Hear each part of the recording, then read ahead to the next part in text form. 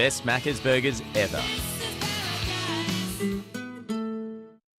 Why don't we have those burgers? Why don't we have those burgers? Why don't we have those burgers and those cheeky nugs? I actually love a cheeky nug. You are a big nug fan, aren't you? Nugs are delicious. I don't really. So I am a burger. If I get McDonald's, I want a McDonald's burger. I want like a Big Mac or a quarter pounder, or back in the old days, McFeast. You're a traditionalist, except for when you just threw in the word McFeast. Yeah. I get a cheeseburger and nugs. So do I. Yeah, why not? There Yeah. you go. Good. Why not a little bit of Okay, both beautiful. worlds? There you go. Bryce and I finally found something to connect on. It's only been like It's only been a year. We're getting there. All right, it is time to have a look at the new champion coming to League of Legends. Kiana? Oh, I was going to say, I thought you were going to say new trailer, and I'm like, didn't we see that yesterday? There was a teaser, and now we've got the trailer, and now there'll be a champion at some point in the future coming out. So, I haven't seen this. You've seen this. Yeah. You're across all this. I don't get it. So I'm just going to throw this out there, right? We have a conversation yesterday about not looking at this champion. Did we? Yes. Was I in the room? Absolutely. You and Rusty were both here because I spoke to both of you about it. And then I don't not remember only had they already watched like what was available yesterday, we go, okay, well, we're doing it again tomorrow. And then they both rock up and they've both bloody watched it again. You had one job, and that was to do not nothing. do it, yes. And you went above and beyond as though you expect some sort overachiever, of by the way. bonus from the company. No, actually, you know, when I watched it, I was lying in bed waiting for his snoring ass to wake up. I don't snore. I'm a beautiful sleeper. Next time it happens, record it. Okay, let's take a look at the trailer, and then we can talk about the champ kit afterwards. There will always be someone who is better, and that person is me.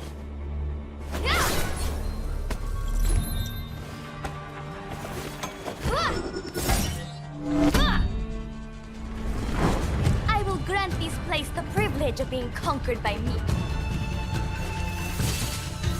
How proud you are of your abilities, like an ape who just found a steak.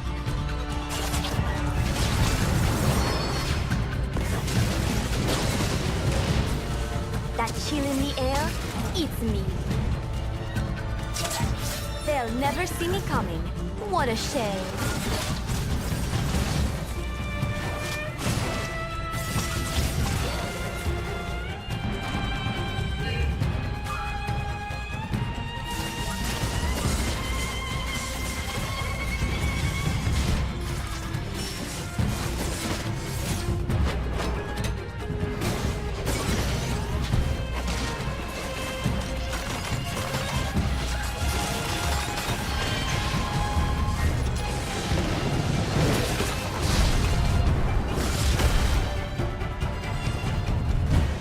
Line them up.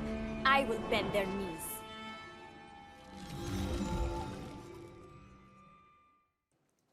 I'm gonna die so much to her. That's some PogChamp League of Legends cinematography. I loved the Very cool. down shot of like Camille and Kiana.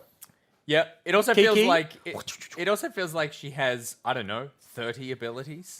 Yeah, looked like that, didn't it? So I'll run you through this, and we can figure out how we feel about it. So I'm going to change up the order a bit because you need to understand her W first before you can understand a couple of her other abilities. So first up, her W, Terra Shape, targeting an element. So that's river, wall, or brush.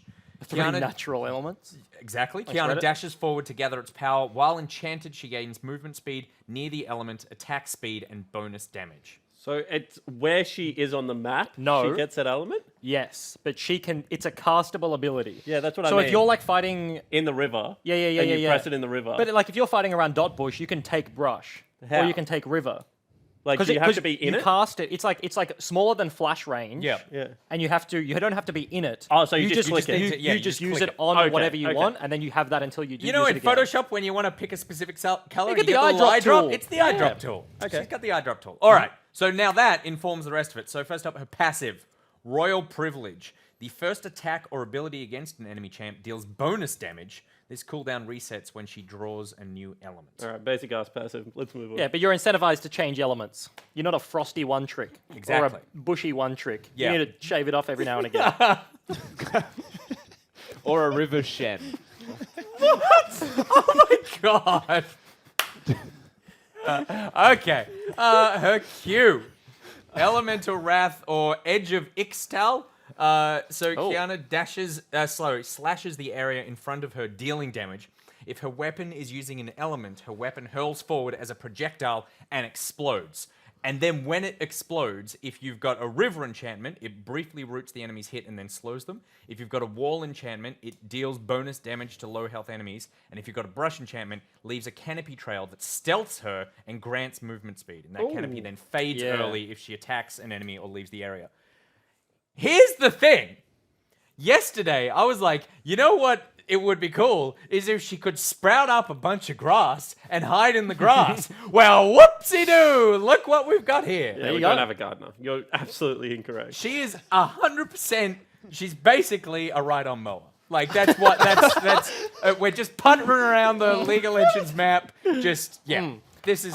I actually thought, based on the conversations yesterday, I was sitting at the desk and I thought she was going to be like hunting Nidalee. I know Nidalee is like a huntress, but they both like hella Aztec-y in their like world, wherever they exist in, what's it called? Runeterra? Yep. Yeah, that guy. I thought that was going to be the thing, but I don't know if that's true or not, but just thought We'll I'd have to wait until chuck it in the there. special lines get released. Yeah, the VO? Yeah. Yeah, okay. There's going to be a lot of things to keep in the back of the mind when you're using this cube. This because seems like a one-trick champion. This seems like you're a Kiana player or you're not a Kiana player so far. Yeah. And It's it's only also- 2 abilities through. The big thing for me is that it says if you're using an element, because it was my understanding that you had the element, like you're like, oh, I want river, and then I'm river. Yeah. But maybe it gets That's a good consumed question. Yeah, on I'm like not sure if use of there's an like ability. a timer where it's like Yeah. 30 seconds and you haven't picked a new one, then her E, very basic. Kiana dashes a fixed distance at the target enemy, dealing physical damage to them. Oh, physical damage. Wait, towards? Dashes a fixed distance at a target enemy. But is it towards an enemy or is it clicked on an enemy? Well, because I assume because it says towards an enemy, you know, because during the trailer you saw her smash into Talia wall and then she like jumped through it, and I was like, oh, there wasn't an enemy on the other side of that wall. So I was thinking here, like, oh, she can obviously like dash small It's just walls. a dash. Or right? maybe if But you're really close, it just always takes you the same distance, right? Like you don't get to shorten your dash. Did it say fixed distance? Yeah, it said fixed. Yeah. fixed Okay, distance. okay. Yeah, interesting. That is interesting. But physical damage is the thing that got me a little bit excited here. Because Really? I was expecting AP Assassin, but physical damage. Oh no, I expected AD when she's kind of like. Oh, as soon as I she mean, starts using elements, AD is just the natural thing no. to I go mean, like her towards. like fighting Camille. What's an AP assassin that kind of like functionally works Akali? actually, that's very true. Oh, there you God, go. We've yeah. already got Silas? one. We don't need another one. Do you want me to Silas keep an going? AP assassin? Oh, what else Diana? is he? Diana? Diana's just been butthole for years. Let's not even bring up that Katarina? champion. Yeah, no, but like Katarina is like go in and there's all my buttons. This was just like button, like change your element, stealth in here, blow right. some stuff up, get a frosty ring. Be a bushy lass. You're just on fire tonight. It's not even intentional. God damn it. Moving on. Finally, her ulti, supreme display of talent, which I just think is bragging. Yeah. Arrogance. Kiana creates a shockwave, knocking back enemies. Any river, brush, or wall hit by the shockwave then explodes, dealing damage and briefly stunning enemies. And then So you enemies need that to are like further away fire from it the stun. through. Like Are so this stunless. champion is so much better in Yeah. River. Did you Yeah. see in the trailer though what Baron. happens when she hit Baron? the wall? Yeah. Yeah. Because it seems that it travels to every like the wall, the whole wall. Yeah, So, like, if I'm you wa- hit the edge of Summoner's Rift, does it do like a full rift ripple? Yeah, it's Yeah, just yeah, hit the people in the and it nexus. went the whole way around Baron Pit, Yeah. and that was Yeah. dope. Maybe it's like the new. She's gonna be busting You know, Ivan. yeah, you know how Ezreal gets to like snipe people if they're recalling and he like wants to land it like as soon as they hit the base? Yeah. Maybe she can like do that with her ulti. She can hit a wall. Do you spawn close enough in the fountain to get exploded by Kiana? Who knows? If you I don't if you know. recall on like 1 HP? I hope so. Yeah, that's the first thing I want to see. What I would have loved, and there's a reason that I'm not on the Riot Champion development team, but is when she hits a wall and it explodes, blow up that wall. Like just Remove that's it. now out of the map. There's a very good reason why you're not on the Riot design team. But is there? Yeah. Yes. Because that could be great. You give it a really long cooldown, obviously. But if you start blowing like holes in, that just changes up the whole tactics. You get a Imagine new if you map can every cut time. brushes down as well. No more pixel brush. Yeah. Like, Some sort of Yeah. ride on lawn. so far, That's this it. is a champion that I can see synergizing very well with other champions. Yeah, it's like a Rengar Ivan, but Yeah, or like you're even Kiana. Yumi at the moment. Like, imagine like fixed Okay. dashes, ability to go stealth. Like Yumi out of stealth is like real obnoxious at Yeah, the moment. yeah, Dashes yeah. on Yumi real obnoxious. Like I could see this champion being pretty good in the current meta. This is definitely a champion that comes out and has like a 2% win rate. Yeah, Because she looks very difficult. Yeah, like because in the wrong hands, these hands, this is a Fiora. terrible champ to pick. Yeah. This is gonna be every champion kind of goes through that growth of like people figuring it out, but I feel like she's definitely gonna have a very big skill curve. But she ticks all the brushes for also banned in solo queue as well. Because like the skill expression seems pretty high on this champion already. And then like the fact that it's a melee assassin. It's a skill floor as well. Yes, there's a big skill floor there. So you're going to want to ban it in case the other team has a really good Kiana, and you're going to want to ban it in case your team has a really bad Kiana. It definitely looks like an Iron 4 permaban champion. Absolutely. Like 100%. Is there another champ in the game that does this sort of Thing? like not specifically this obviously? Absolutely but not. Yeah, like this is like a new paradigm. I like it. It pretty much has like one ability when you think about it. Like the W is like select what Q you want to use. Yeah. Which And type E of is bender just am I? generic dash. Yeah. So it's literally a Q champion. Yeah. And like maybe like you can argue Udyr has similar Yeah. veins of that, where it's just like choose what auto attack you want to do. Yeah, and then And then there's a huge amount of map positioning as well when you're playing this kind of Kind champ, of depending reminds on me like of the Evelyn, range of the select. actually. Evelyn? Yeah, in a weird, like her E is just a dash that does damage. Her W is empowering for the Q, and she's just a Q bot. She's a Q bot. Yeah, that's actually. button Now that mash. you've said that about Evelyn, as an Evelyn player, I'm offended. But yes, All right. Well, we don't know when the ride on lawnmower is coming to the game, but she is at some point, so it's going to be exciting. Next up, Legacy versus Order. Oh, we're doing League of Legends again. Oh, we were. What the hell did you think we were just talking? I don't know. Right on lawnmowers apparently, Nick. Yeah, as soon as Bryce started opening his mouth. Legacy versus Order. Yep. This is an exciting game. Certainly is. Legacy beat Order last time we played. I'm pretty yeah? sure. Okay. Yep. Just gave us a clip around the ear. Or maybe it was the second last time when we beat them the last time. Either way, they have got a win already over them. Yep. And I think Legacy are one of the most improved teams. They Yep. look Yeah. real solid coming in. Legacy's like trajectory over the year has just been that growth, right? Yep. Like there really hasn't, I don't think, been any big slides backwards or like hit or miss. It really has been that kind of steady train. And then Order coming into yesterday kind of surprised a lot of people, playing a bunch of champions that just throw stuff underneath the turret. So will we see some other kind of wacky sort of stuff, or do we see the standard Order of old? I was going to say, is this a whole new Order where we're just Yeah. getting weird comps every time? Who knows? I actually don't know. But have you seen Guardians of the Galaxy? I have. So Legacy is Groot. Yep. So 2014, they were just a big Groot, and they were like smacking people around, right? And then like Guardians of the Galaxy 2, Baby Groot. Yeah. Like that's what we saw last split. Yep. And now we're about to see Groot into Teenage Thor's Groot. hammer. Yeah, Groot. okay. Yeah. Yep. It's a good evolution of Groot. Can I tell you? Yep. Because that sounded really stupid. But that's very good. Thank you. Like, they're a tree. Yes. That's a complex. a tree. Yeah, that was a complex, well thought out analogy that actually just sounds dumb when you hear the words put in order. All right. Speaking of order, let's get into game number 2 with the McDonald's Champ Select and the desk with Skimmy and Rusty. Where we go? Order up against Legacy. I feel like after that Groot analogy, kind of lost any real true way to break this open. I can't unsee the fact that Legacy is Groot now. It's just too good. I like how Nick actually breaks it down as a 400 IQ. Like it's a tree, it's a Groot.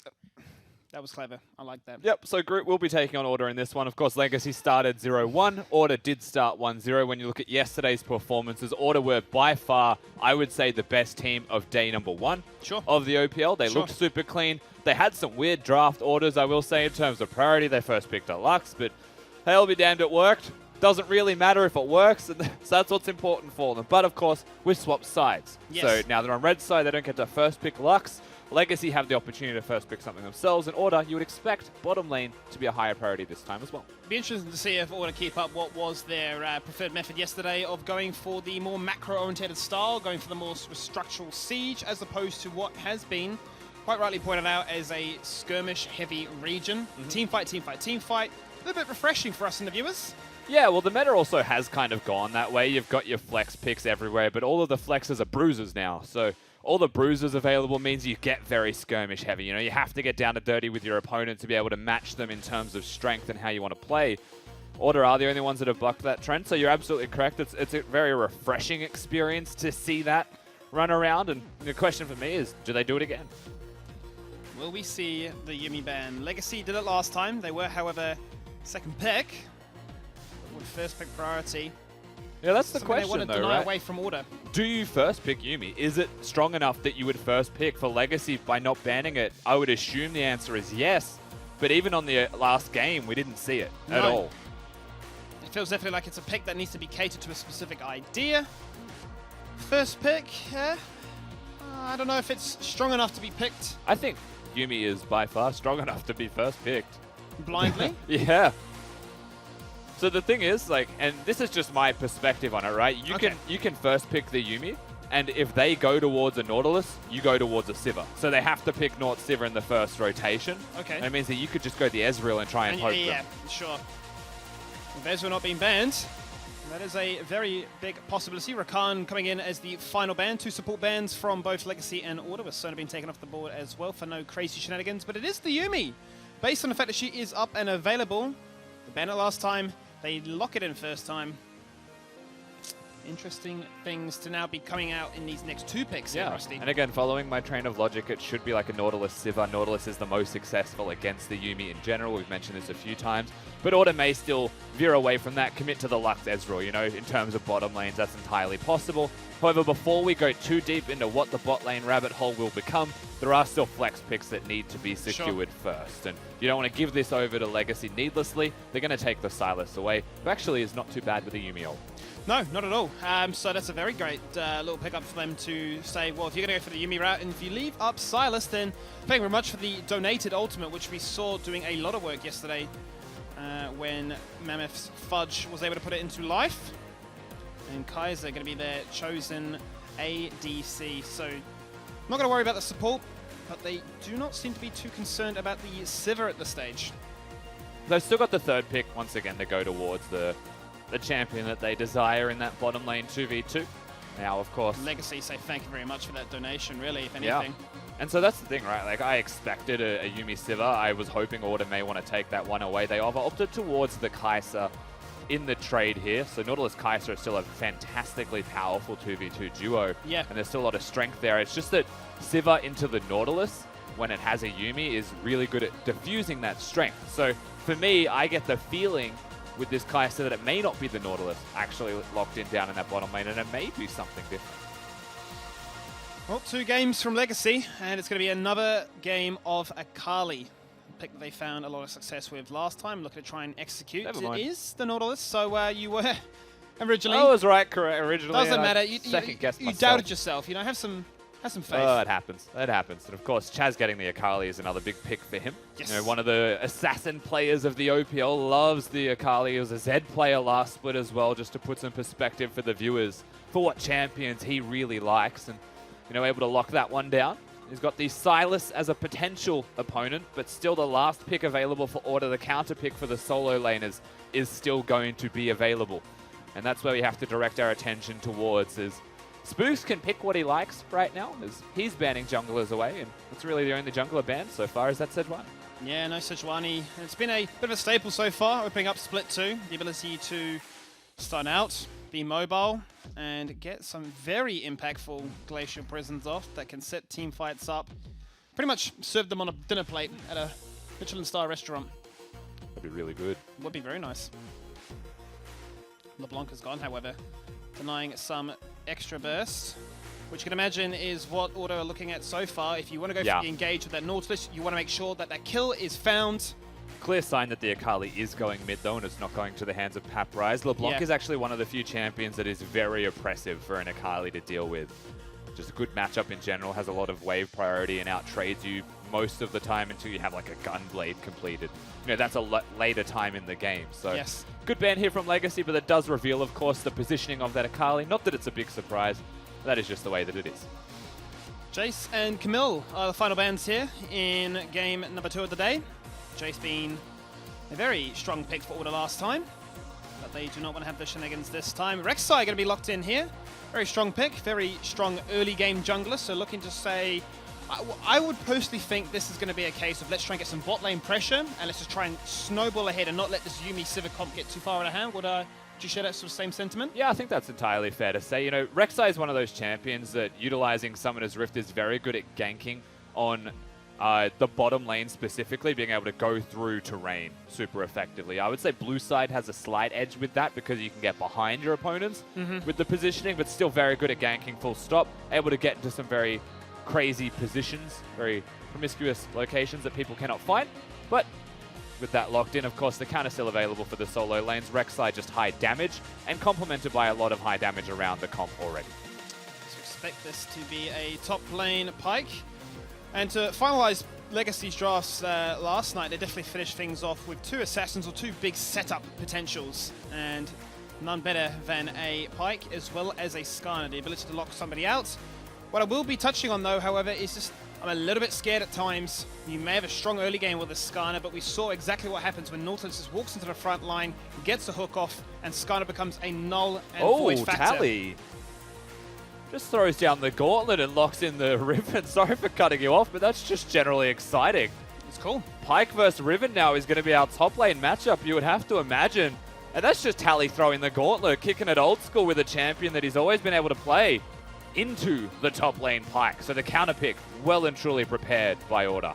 And it's a different style of Riven as well, you know, with Dash being nerfed, no longer getting the shield as easy, looking to go for a slightly different version with the Q.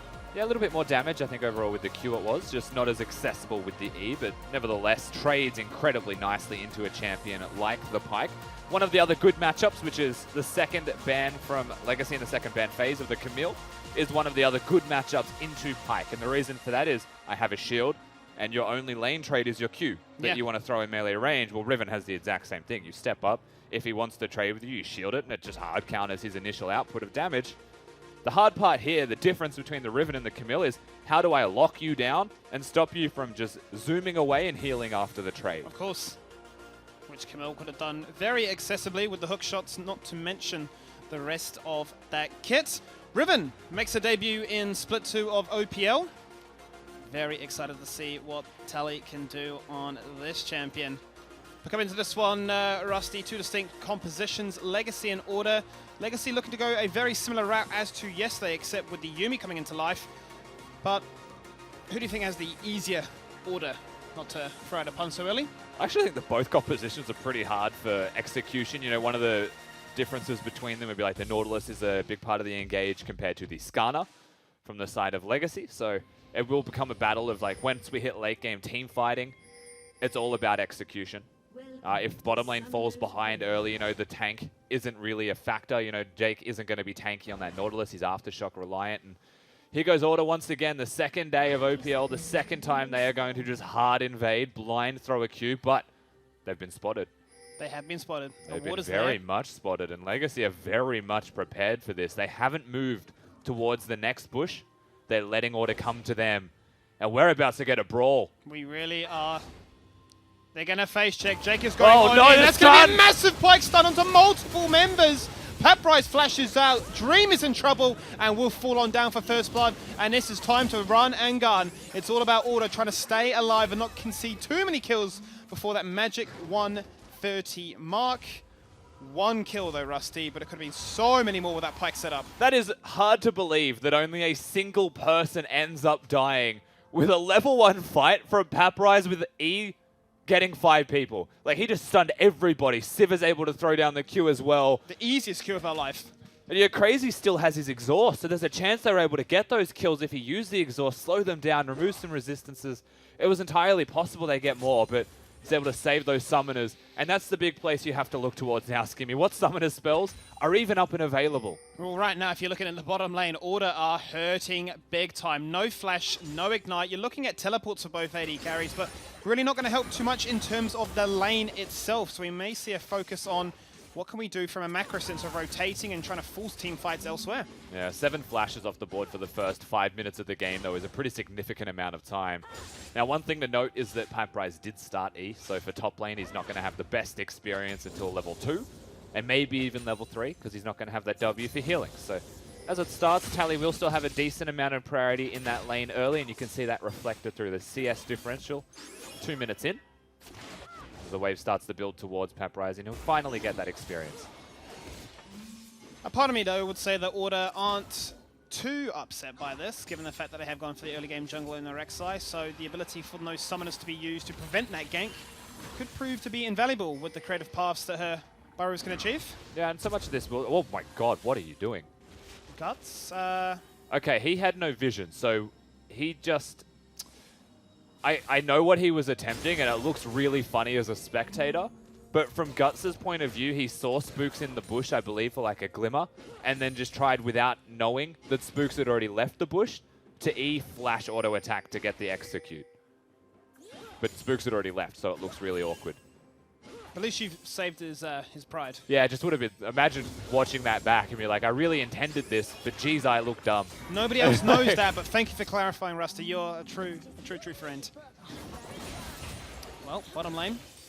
Push under the tower for the meantime, and I suppose this is the oppression that we talk about when you have a Sivir and a Yuumi, the ability to jump on top, chuck out pizzas, chuck out boomerangs, chuck out anything, and missiles as well as heals.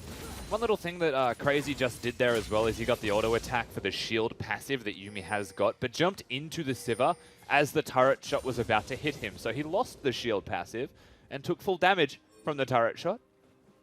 It's a little detail, but you know, as someone that plays Yuumi, turrets are your worst enemy. They really are. I learned that one the hard way, that's for sure. But things are easing up a little bit here for Paprise as the levels do start to climb up. Level 4. As Guts goes back to business, going for those jungle camp spooks.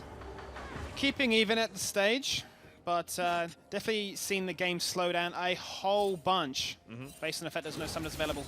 But there is a really big difference in bot lane right now. It's 1-0 because the first kill goes over to Praetor, so now he's going to have a decent amount of gold in his kitty to be able to spend, and he hasn't used his teleport yet to come back to the lane where Dream has. Dream picks up a cull, and I would imagine that Praetor, when he gets that first recall off, could be the Caulfield's Warhammer, could even go the aggressive BF Sword route if he chooses. Just going to have a much more optimal first purchase down here, and that's a big deal, you know, for a lane that still has the exhaust and still has the heal up. Jake's just got the Ignite, and that's the only summoner spell bot lane has. Gentleman's agreement when it came to Scuttles, with Order picking up bottom and Legacy picking up top, but Skarner is popping down bot lane. Maybe looking, maybe considering. Things are going out as... they're wondering what is going to go on. The Vision does scout out to make sure that Skarner isn't in that brush, but he is on the Krugs. And a lot of this game shifts towards bottom lane. You know, earlier we could speak about how the difference in junglers start to pan out and does it cause anything meaningful. You've got a Riven that's been picked to control the top lane. Not necessarily that it's the best early game counter, but will always be oppressive to the Pyke later in the game. You just can't 1v1 her at a certain point. The game starts relatively slow. Level 6 could be a big deal, but with what has happened bottom, it really throws a spanner into the works here. And, you know, I highlight Praetor's ability to reset. When he finally does, I feel like Guts should just go straight back down to that lane and pressure. He doesn't have to kill, but just pressure to grow a lead as Spooks is hunting. He is indeed. Waiting for that minion wave to crash on in. He'll stop the recall here at the very least with the P shooter while he's under turret. He does. Wave comes on in, goes for the burrow, looking for the knock-up. It hasn't connected just yet, and that's going to spell a little bit of disaster as a flash goes up, but Paprise responds. No time for a stun to connect to buy some time for Spooks to come in. 2-for-1 situation. It's a lot of time invested, and a lot of time that Legacy's Paprise is quite grateful for. Yeah, and at the end of the day, it's just a trade of flashes, realistically, between top laners. Spooks was in the area, has some pressure put down. It's a nice attempt from them. But not able to find what they're after, honestly, with so much mobility that the Pyke has got. 2 longsword advantage. And a pickaxe now picked up for Praetor, so... 2 longswords in advantage isn't the most significant amount. I would have liked to have seen that advantage pressed harder earlier. You know, an earlier reset for a pickaxe versus what was just a cull. Yep. Because then you can really keep Dream under turret, but they choose to get the most optimal recall possible. Teleport comes in, and it's still an advantage. You know, it can still mean something. Well, as it stands, they've definitely showcased that power by keeping the likes of an aggressive Jake on an order to set bay, forced to stay under tower for the most time, or at least in their bottom half. Zuffa has got the Akali ultimate picked up, so if he was ever going to look towards something, there is a window. But it doesn't really feel like he's winning any of these trades. There's just a little bit more sustain for what is a Vamp Scepter now picked up for Chaz. Akali having a pretty good time on Summoner's Rift generally, and this has been a slower game to what we saw from ORD yesterday, though the composition's drastically different, so 100%. I'm not too surprised.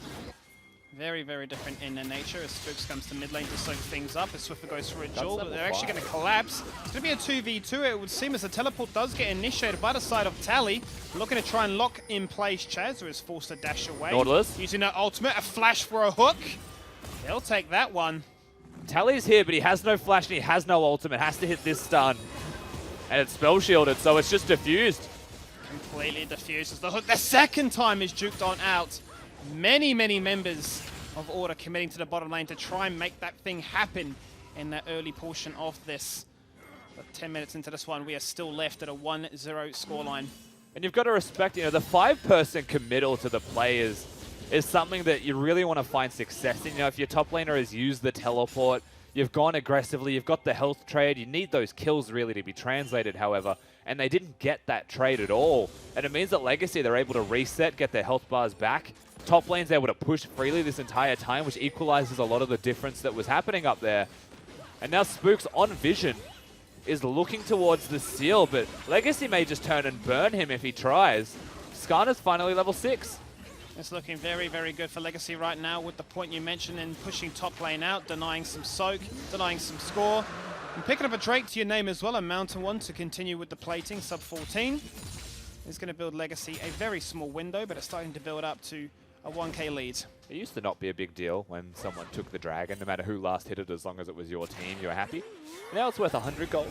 So I feel like Guts would have looked at that and just really hoped to himself, like, damn, I wish I could have got my jungle item upgraded.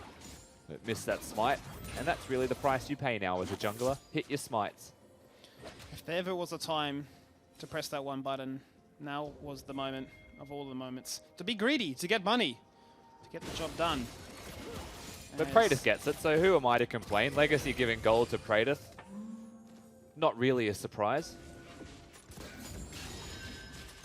Revolver for Cutlass in mid lane now as they start to scale things up. A hook will land here by Jay. And that's the exact interaction that made me wonder why they chose to go for the Nautilus instead of the early Sivir when they went for Kai'Sa, right? Nautilus goes for the hook, it's spell shielded. Yuumi now controls the lane. Nautilus is good into Yuumi when there's other champions because the hook will always hit.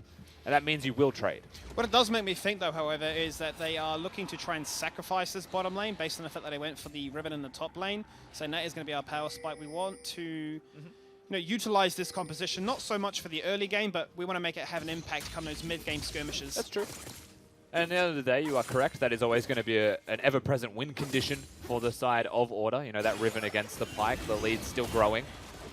But I feel like it's fair to say the opposite is true for the other side of the map. A Sivir against a Sivir Yuumi, I should say, against the Kai'Sa Nautilus. With Skarner hovering the area, you would expect to see them start to get the push. And really the CS differences in this game just sum up how the lane should be going. Yeah, they really do. The ability for them to outperform and keep things topped up in check. But summoners are back online for the most part.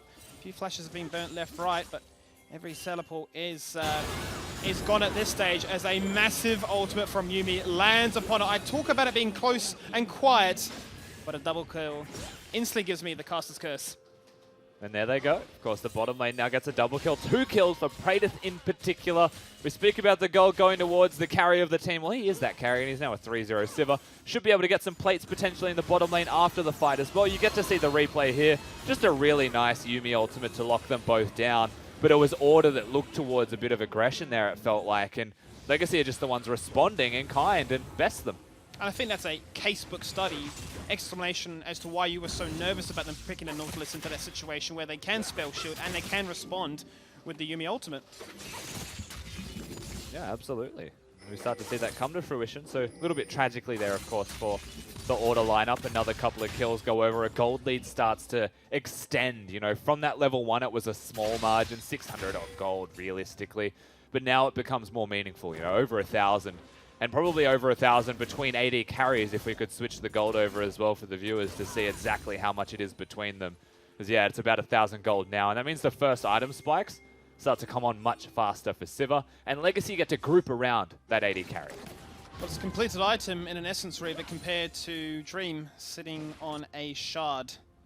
So the static AoE capabilities are there. Haven't really seen many gank attempts so far from Spooks in this Rek'Sai. Has been looking to try and power farm as hard as he can.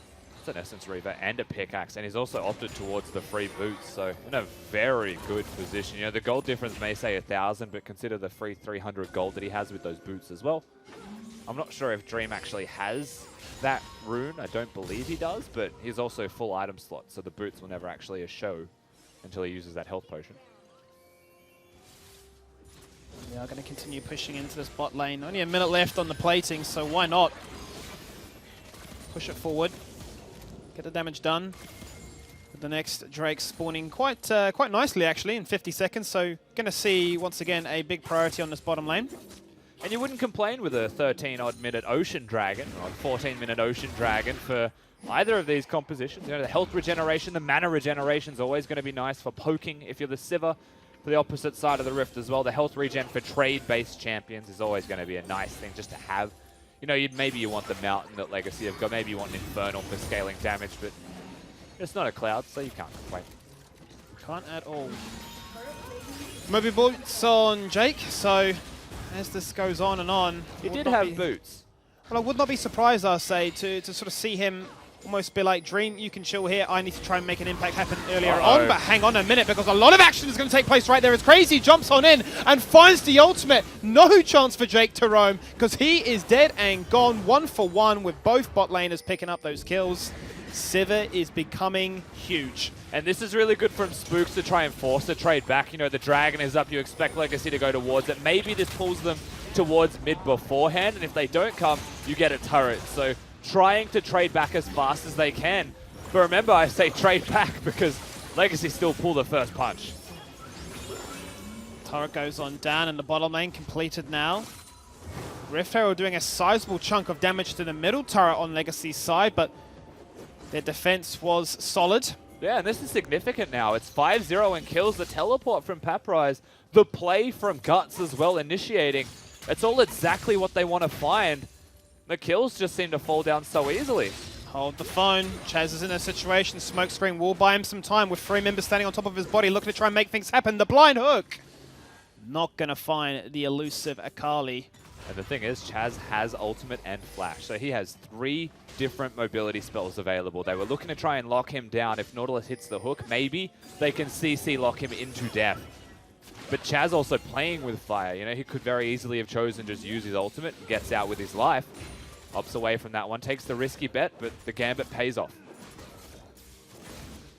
Teleports are not online right now for your side laners. Both Tally and Paprise back to business. Now switching to bottom lane as towers have fallen. And it will be Legacy that lead the charge in that regard, saying, well, top lane tower is gone, bottom lane tower is gone. Well, I suppose really our next objective is to try and open up the map through mid, and we've talked about this before time and time again. When you've got characters like a Pike and an Akali with teleports, they want to open up that map, accentuate their ability to come from behind, flank, and just take different angles. Could I just say as well, I have a really big pet peeve with Yuumi players who use their sweeping lens while attached to someone and just watches their pawn takes the ward down themselves for 3 auto attacks. Jump out and help them. Stop being a gremlin. They're just, you know, taking a breather. I get really passionate about things that involve wards as a support player. Let me tell you, that's a big one. You're attached, it's not a taxi. It's the ultimate AFK hero. The diving top. They are indeed. Legacy's Guts going on in, taking out Jake for a 3rd successive time. Not having the best time on that Nautilus, that is for sure. Swiffer responding. Many wards in top try. You know, it really has started to feel like Legacy are hunting for kills more than they are for the objectives. Spooks has gone from Rift Herald to Dragon and locked them down. As Legacy, they've found Tally instead. They have indeed. Tally does have that ultimate online, forced to flash away, forced to try and buy some time for Spooks to drop on in, pops the P-shooter, and jukes out the hook. 6-1 in terms of kills, but they want to make something happen right now as they jump on through. The ultimate comes across. They juke out Pike's ultimate. Does not seem to matter. However, Swiffer wants to make something happen. He's aggressive. He's in danger. Taking 2 shots from that tower, and the teleport is coming on in as well. Nautilus in support. Paprise on the hunt. But the boys are there to protect him. saving Private Swiffer. Yeah, super well done from Swiffer, stealing the Akali ultimate and very confidently diving the respective members of Legacy, beating Akali with their own stick, as now they look towards mid lane Legacy because the teleports are there, so they finally respond with an objective in mind, knowing that Swiffer's too low, that Spooks isn't available as he is dead, and they have the numbers advantage to lock down the structure. So now all of the outer turrets are down in favor of Legacy to 0 turrets of order so far at 18 minutes. We may find ourselves in a little bit of a lull around the map for the next couple of minutes, as we have 2 minutes till Baron, and 3.5 almost, just a little bit more than that for the next drag. Yeah, and that's been, as you rightly say, the priority for Order, to go for those neutral objectives, to try and pick those up, to try and find a form of consolation, a buff to stem the bleeding, to try and open up a different opportunity for them to go about. Whilst Legacy have been rather successful when they do go for those kills. They've managed to net advantages from that, be it buffs, be it towers, and with every single outer objective turret being taken on down, this is when things get scary, when those teleports are available for the likes of Chaz and Peprise. Yeah, certainly. And I mean, the window of opportunity is always going to be there for Legacy to open the map up more with vision. So that's what they should be looking towards now. You know, you've got a couple of minutes with outers gone, means you've got more freedom generally to walk into the opposing jungle now, or to just place wars just that little bit deeper than your opponents can, and utilize that to find picks. Now, this composition that Legacy have is very good at finding picks with a Pike Hook and with a Skarner ultimate with Flash. He's also got the Predator up. So that's what you'd expect to see from them, is utilize vision, make picks, and turn those picks into an extra turret if they can, you know, siege, but bottom's going. Oh, Bottom no. Is Oh, going. no. This is scary right now. He gets the hook. He goes for the double kill. Are you kidding me? Peprise going absolutely huge with the blue buff, with the defense. Says, get out of my lane. Peprise absolutely claps them. Should rename to Claprise after that one. But of course, we've got Dream still around here in the bottom lane, and Pike no longer has ultimate. He's going to go back to base, however. The 1v2 from the top laner of Legacy, now 3-0-1 on the champion, as it was Order diving him. And you know what? Peprise could have left at any moment. He could have just ran away. He really could have. He had the outplay towards the backside of this fight. We'll get to see it here. Swiffer does start it off nicely, and he's got the Pike ultimate, but they coincide. The Peprise just the tiniest second faster than that of Swiffer with the Pike ultimate, and easy as you'd like from that point onwards, Peprise locks him down. That was a game of milliseconds. Game in milliseconds that will not stop any short of, and this one as Dream goes in for the kill on towards Guts. That's Skarner out of the picture. No suppression and no chance, but Roots are on play with Yuumi as Chaz gets aggressive. That's what Assassins do, and they take them out for free. As Silas goes down to the floor, but not without Riven picking up one to the board as well, making it a winnable trade. 2-1 in favor of Order. Yeah, and a shutdown as well. Not just a 2-for-1, but an extra 600-odd goal going into the hands of Tally. So it's a pretty big deal for a Riven that was already 40 CS ahead. Now has extra gold in the kitty to equalize the outplays that happened on bot side. And a little bit tragic there for Legacy overall, as they were trying to go deeper into the opposing jungle. A very rich bush, actually, with a lot of control wards. Guts just steps up, not knowing where the rest of the team is from Order. And so how quickly he goes down, the rest of this is really just consolidating as best they can, Legacy, to try and get more kills. They get one, but at this point, Peprise, way too far forwards, overreaching here. Tally just turns on him, and it's too easy. Big disconnect is probably the sum focus, or the summary, if anything, of that replay there. Solo performances as they try to make things happen. Maybe overreaching with how far ahead they are in this game so far. That gold lead is going to start to shrink up a little bit. Still healthy at 3,000 as the kill count is still 10-4. And it does happen with Pike. He has a lot of animation locks. You know, throwing the Q, you want to charge it to make sure it's a hook, and then you can't actually dash away because you're charging the hook and channeling it. Yep. And that was the moment where they're able to pounce on him. So timing was still correct there from Order. Peprise definitely a little bit mispositioned there in terms of how far forwards he was. You talked about a lull happening as we waited for these objectives to spawn. There has not been a single lull so far. It has been action across the board regardless if there's an objective. But they have now spawned. It's another Ocean Drake, and it is a Baron. Yeah, and for context as to why I expected a lull, it's because Legacy have such a big lead and they have nothing to play for until that point. But hang on. They've always got reasons, it seems, when they just want kills. They go for the hunt, and they go for the hook. The Dream is forced to burn that flash, does not want to take any chances with that one whatsoever, knows the ramifications of what would have happened if he had have died. Baron would have been picked up, and we know what happens when Baron's in check. And how far back Order have been pushed is the name of the moment right now. They're able to push them back beyond the inner turrets in mid lane. You can see a triangle of control wards now placed at the red buff of Order's side of the map. Order still have some pretty good vision scattered around that area, including one in the pit. At the end of the day, Legacy with so much control that, you know, to be able to get to the Baron if Legacy choose to start it is hard. But they can fight here, which they definitely are, forcing a flash out of Pathrise. Every single ward surrounds... Why are we double control warding this bush again? I don't know. And at this stage, it feels like a bait tactic to try and draw Order in, to try and make things happen just like this as they go in big with the Yuumi ultimate. Can they find a kill? Yes, they can. The resets are going to come in thick and fast with a double from Akali. And can we find a third is what they say? Yes, they can. They take out the likes of the Riven, but not without Silas having something to say about that. He gets a triple. Swiffer going absolutely huge, trying to put this team on his back and get them back into this game. Yeah, first it looked like a disaster for Order, but Swiffer turns that one around massively in the fight and is able to do a significant amount of work. The start of the fight was so good, but nothing comes from it in the end. You know, it starts with a flash being burned on Pathrise.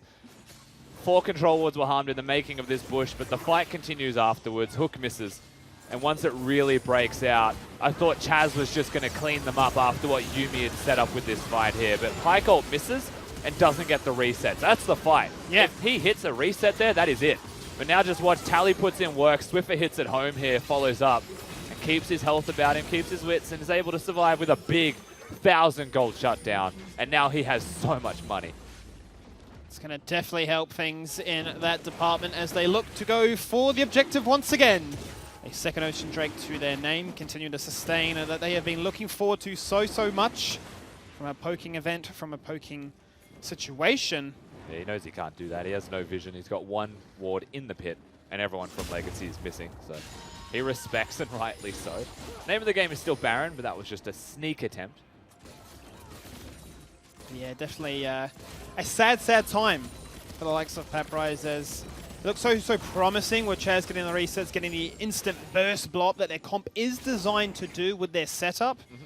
Not to be able to that vision slam isn't home being the blocked. jar. Oh, that control ward in the pit isn't actually showing the wards in the back of it. It's just a dead ward.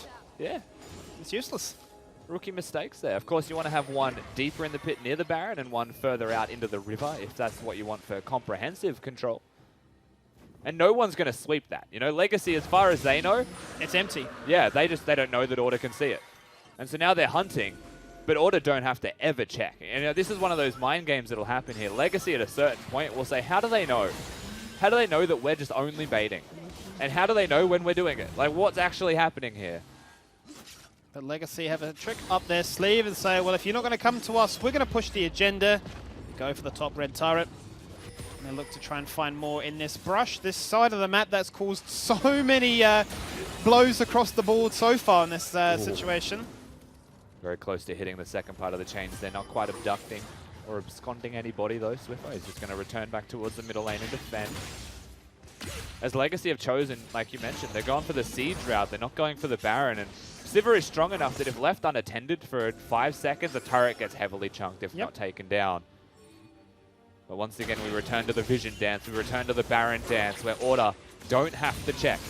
And what's interesting, Rusty, is that, yeah, one, they have the Vision Ward on Baron, but they also have the one in mid as well to try and scope out if they do decide to retreat. So this composition designed to chase you down, you will be able to scout things out. A twist of fate may actually help Legacy here, and that they have replaced the control ward they had at the Baron pit to be deeper into the enemy jungle. Blessing in disguise. They don't know, but it's going to help them a lot. Swiffer needs to get out of harm's way right here. Proto Belt to buy some time, and that's going to be the stopwatch as well. But he gets suppressed, and he gets deleted. That's the shutdown that he worked so hard to achieve. That is the kill that they need. The question now remains, the ward is there. Order will know, but do Legacy still go for it? They should go towards it now, at least for the bait. You know, they've got the scrying plant that they would want to hit in the first place if they were looking to not give any vision to Order. They still want the picks. They still want the fights. Dream mispositioned here. He's on his own. Does get the speed boost to jump out of harm's way. A stun was spelt disaster with members of Legacy on the hunt as well. Double buff on Bradef is a scary thing to consider. And now Crazy with the last remaining control ward will place it in the pit. Legacy looking to start this Baron off. You can not quite see it, but they are hitting it. And it will get chunked pretty quickly, you'd expect, with the Mountain Dragon they've got. Vision cleared. Baron at 3k. Baron at 3k. The fight is breaking out right here in this shrub. The buying time, it doesn't even matter if anybody falls on down right now because they are looking to get the Baron. They do have the Baron, I should say. The shutdown comes onto Akali, but quite honestly, she wasn't even interested on that Baron. She just wanted to distract the team. Job successfully done. They've earned about 1,200 gold from just shutdown bonuses alone here, Order. So it's only 2,000 gold, the difference between these teams. But the Baron being there, of course, is going to be a significant deal for what will happen once they get out onto the map. However, Order, they don't want it. Order want to go for the flank, and the flank they will. Double stopwatch. That's looking to do as much as it can as Swiffer. They are clomping up so easily for a Pyke, and boy does he make it count when necessary. Double for Skarner, triple for Skarner actually, and they teleport. And a double for Pyke. They're TPing in. They're going top lane. They want to end. They just want to end this one. And they should be able to end it right here. They've got so much time. It felt like Order, maybe they have a flank. They've got the numbers advantage. They're looking towards the team fight. But nobody dies from Legacy for so long. And the second Order clumps, Paprise presses his R button, and that's it. Lights out for Order. Those ultimates you do not miss. When in a situation where you are that clumped up, when you're looking to try and force the fight, that damn hard. Order, well. So dominating yesterday, but Legacy come into this one and say, this is what we like to do. And they feel a lot more relieved, claiming their first W of the split. A very good week one here. Turnaround from Legacy, of course. Now Order, very good in day number 1. Day number 2, not quite what they were after. There were still some moments, there were still some points where you're like, this is still a very good team. You know, Order trading across the map quite well, doing some things quite well. Yeah. But generally, they just got outplayed. They got bested in individual areas. And they started looking very aggressively for moves when they were at disadvantages. I think that was one of the things that really came back to hurt them. You know, they stopped playing the map that little bit and they started trying to dive. And some of it was close. You know, some of it was very close. There was the top lane Riven counter that was always going to be a big deal as the game scaled. Yeah. And Silas was popping off. But at the end of the day, Legacy proved with the early lead that they got that were able to snowball that one through. And they themselves played good League of Legends. And that's the point I want to touch on, is we discussed about, okay, this bottom lane Nautilus situation where we don't think it's being drafted for the early game because we know it is going to be directly counted. How is that going to affect them coming into the mid to late game stage? And it didn't really seem to feel like it had that much of an impact, the impact that we are hoping for it to find, because the assassins that they had on the side of Legacy were just able to clean house. And there were many situations where Dream was just caught on his own. Yeah, I mean, Dream was always a little bit separated from his team. It's very hard to not be when they have so much zone control as well. And, you know, Civ is also able to naturally, with the lead he had, handle everybody. Tank or not, he shreds you down with the boomerangs and the ricochets that are coming through. So with the lead that Legacy had, it's very hard to bring it back if you're Order. And a couple of crazy attempts actually got them pretty close. They managed to get to the mid lane inner, but not the game. Well, we've got some men on the couch. I know one of them will be sad, but the rest of them look pretty jolly. So why don't we pass it back to them? Yeah, Bryce, why are you so sad? we both jumped in front of the bullet.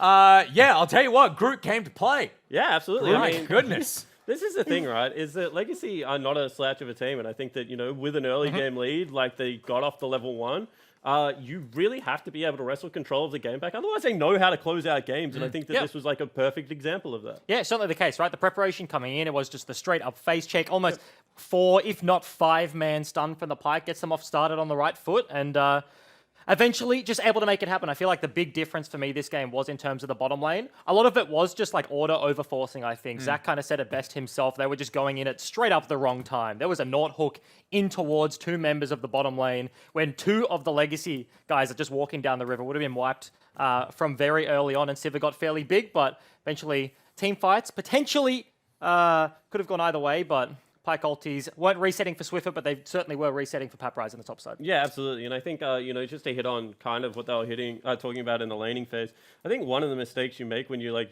over-analyzing a game is you're just sitting there looking at the straight 2v2. And in reality, if Sivir spell shields Nordhawk, she should die to Rek'Sai.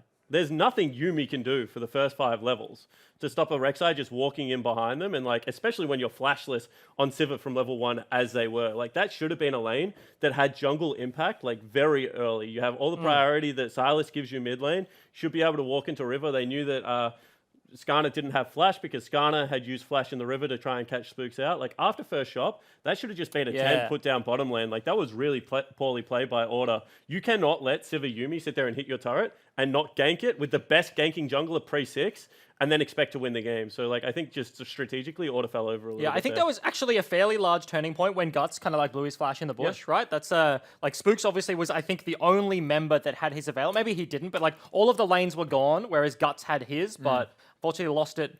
Potentially lost themselves a little bit of tempo in the game, but yeah, eventually like it was a couple of Baron fights. The top skirmishes, like these team fights that were happening before the Baron was actually taken, incredibly close. It's like you having a Riven, an Akali, a Pyke, and then a Sylas with a Pyke ulti. All of these just one-shot potential champions all over the place, and yeah, they pick up the Baron. Eventually, what looked like a very good turnaround play from Order, they get that flank, but Stopwatch comes through, the resets aren't there once again, and Legacy wiped the floor in the game. Yeah, I think actually there was one person that was about 150 health away from dying. I didn't exactly catch it who it was. So hot when they're all on top of each other, And then Pyke ulti registered 3 times, I think, in that team fight. So it was just like bang, bang, bang. Obviously, that's going to do, you know, probably 2,100 gold in an damage in an AoE scenario for a Pyke. Dream situation, but yeah, I certainly think that that was a coin flip team fight that maybe Order didn't even have to take at that stage of the game, but credit to Legacy for constantly repelling these attacks. Yeah, and I do like some of the things that Legacy drafted themselves, right? I think like the Skarner Yuumi is something we haven't really touched on as of yet, but that's a super cool combo, right? Like she's just untargetable, Guts just flies into the back line in those choke points around the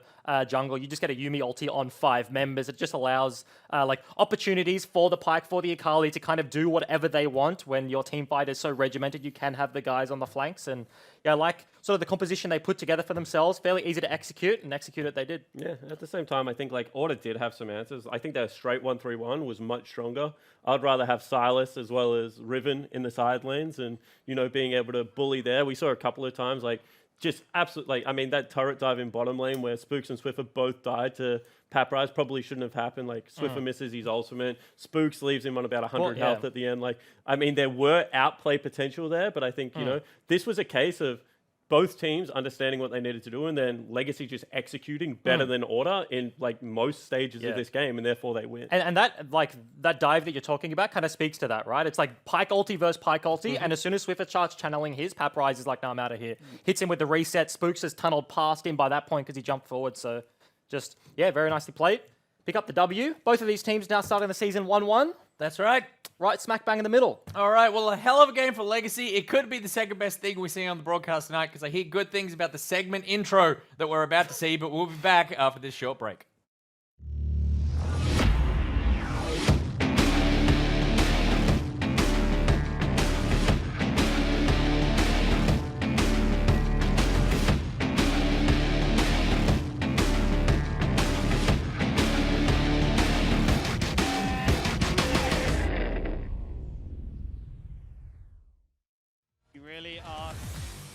They're going to face check. Jake is going on. No, that's going to be a massive Pyke stun onto multiple members.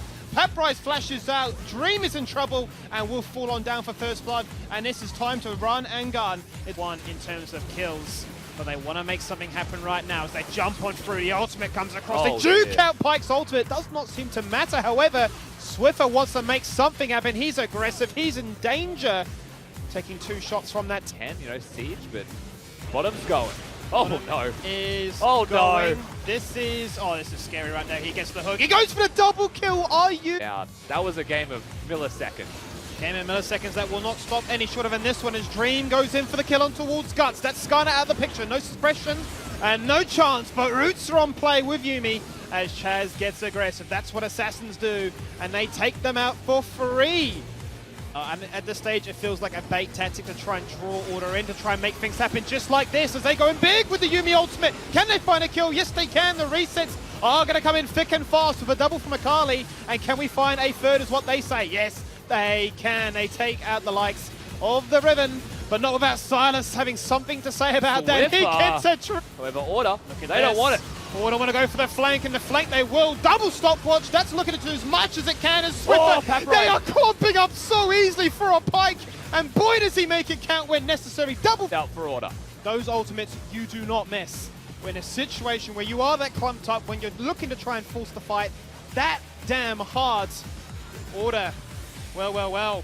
At Macca's, our burgers are now hotter, juicier, and tastier, with onions added at the grill for more flavour, perfectly melted cheese, and softer buns. They're the best